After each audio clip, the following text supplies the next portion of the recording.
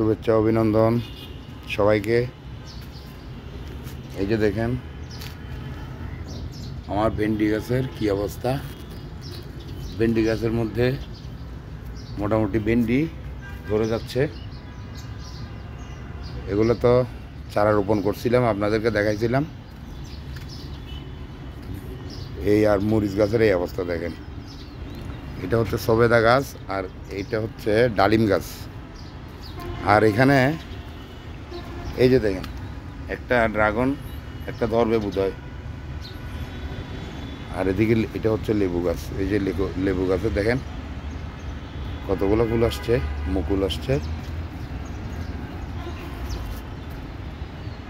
ঠিক আছে, আমার গাছের আপডেটগুলো দিলাম ভেন্ডি গাছের।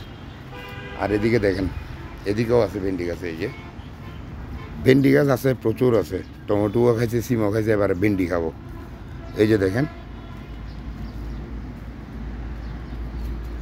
যে পেয়ারা দেখেন, পেয়ারা। ঠিক আছে, চলেন শোভন ভাই কী করে দেখায় আপনাদেরকে। এ হচ্ছে বাঁধাকপির পাতা। এটা আপনারা মুরগিকে খাওয়াবেন, কাঁচাও খাওয়াইতে পারবেন, সিদ্ধও খাওয়াইতে পারবেন, কাঁচা আস্ত খাওয়াইতে পারবেন, কাঁচা কুচু কুচু করে খাওয়াইতে পারবেন।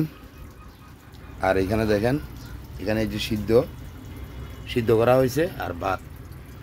ঠিক আছে, আজকের মুরগির বয়স 31 দিন।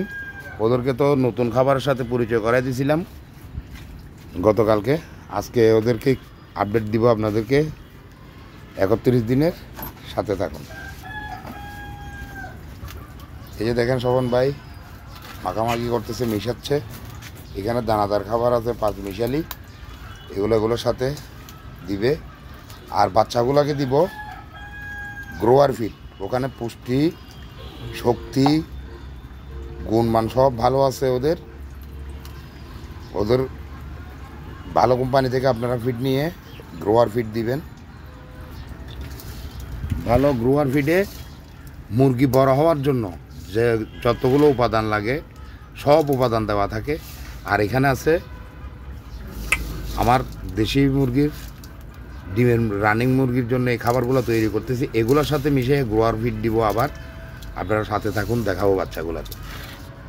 এই যে দেখেন গ্রোয়ার ফিড, এগুলো মোটা দানা। স্টার্টার ফিড ছিল ছোটো দানা 30 দিন থেকে। এই মোটা দানা দেওয়া গতকালকে থেকে শুরু করছি।